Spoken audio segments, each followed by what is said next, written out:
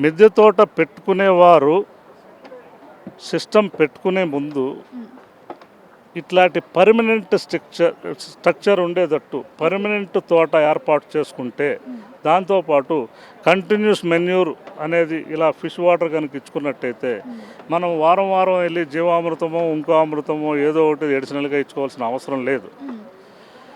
ఇలా ఇచ్చుకున్నట్టయితే ఇలా కనుక పెట్టుకున్నట్టయితే దీంట్లో కొంచెం ఖర్చు ఎక్కువ అవుతుంది. ఒక 3 లక్షలు ఒక 4 లక్షలు ఖర్చు అయిపోతుంది కదమ్మా. చాలా ఎక్కువ కదా. మీ దృష్టిలో ఎక్కువ, నా దృష్టిలో చాలా తక్కువ. ఎందుకంటే మీరు రోజుకు ఒక బంగారపు ఇటుక కొనే సామర్థ్యం మీకున్న ఆ ఇటుకను మీరు తినలేరు. ఈ గడ్డే తినాలి. ఈ గడ్డి మన కంటి ముందు పండుతుంది. ఎంత కోటీశ్వరుడైనా తినవలసింది ఈ మొక్కలనే, ఈ గడ్డినే. మనకి ఐశ్వర్యాన్ని ఆరోగ్యాన్ని ఇచ్చేది ఈ గడ్డే. కాబట్టి ఇది బంగారం కంటే ఎన్నో లక్షల రెట్ల గొప్పది. ఇందులో మీలాంటి సాఫ్ట్వేర్ అమ్మాయిలకి మానసిక ఉల్లాసం ఇక్కడ కలుగుతుంది. స్ట్రెస్ అనేది ఆ ఆకును చూసో ఆ పువ్వును చూసో ఒక్క క్షణం చూస్తే మీలో ఉన్నటువంటి ఆ స్ట్రెస్ లెవెల్స్ జీరో పడిపోతాయి, డిలీట్ అయిపోతాయి. సాఫ్ట్వేర్ ఎంప్లాయీస్ ఈరోజు ఏం చేస్తున్నారు, ఆ డాక్టర్ దగ్గరికి వెళ్తే స్టెరాయిడ్స్ ఇస్తాడు, దాంతో వాడి జీవితం సర్వనాశనం అయిపోతుంది.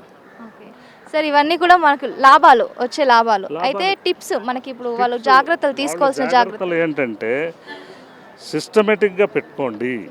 ఇలా ఉండాలి. ఫస్ట్ మట్టి విషయంలో మీరు మార్కెట్లోకి వెళ్ళి కనపడ్డ మొక్కనల్లా తీసుకొచ్చి ఇక్కడ పెడితే ఆ మట్టిలో రకరకాలైనటువంటి క్రిమికీటకాలు ఇక్కడ అంతాయి, విల్ట్స్. ఆ విల్ట్స్ వీటిలో తగలటం వల్ల మొక్క గార్డెన్ అంతా పోతుంది. ఇక్కడ మేము ఒక పాటింగ్ మిక్స్ ఇచ్చాము ఇందులో వేయటానికి. 30% కౌడంగ్ డ్రైడ్, 30% ఒక కొబ్బరి పొట్టు, 30% వర్మి కాంపోస్టు, 10% నీమ్ కేప్, 100% దీన్ని బాగా కలుపుకొని ఇందులో కనుక వేసుకుంటే ఈ బకెట్ చాలా లైట్గా ఉంటుంది.